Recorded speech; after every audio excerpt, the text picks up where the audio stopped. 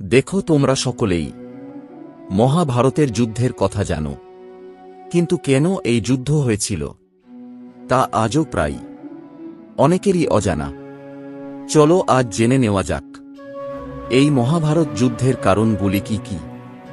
মহাভারতের যুদ্ধ হয়েছিল মূলত পাণ্ডব ও কৌরবদের মধ্যে সিংহাসনের অধিকার এবং ধর্মের লড়াইকে কেন্দ্র করে, যেখানে কৌরবরা অন্যায় ও অধর্মের পক্ষ এবং পাণ্ডবরা ন্যায় ও ধর্মের পক্ষ ছিল।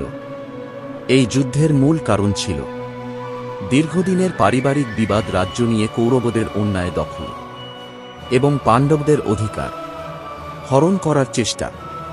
কুরুক্ষেত্রের এই যুদ্ধ একটি ধর্মযুদ্ধ ছিল, যার মাধ্যমে ধর্মের প্রতিষ্ঠা এবং অধর্মের বিনাশ ঘটে। যুদ্ধের মূল প্রথম কারণ ছিল সিংহাসনের দখল ও রাজ্য নিয়ে বিবাদ।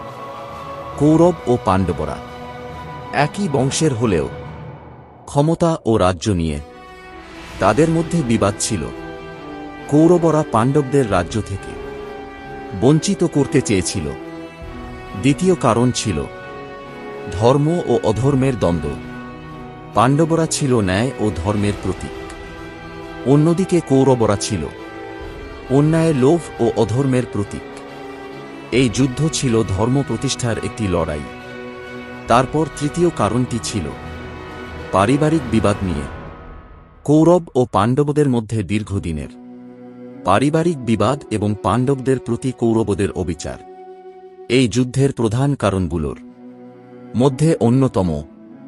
তারপর কৌরবদের অহংকার ও ক্ষমতার অপব্যবহার এবং পাণ্ডবদের প্রতি তাদের অন্যায় আচরণ যুদ্ধের পরিস্থিতিকে আরও তীব্র করে তোলে।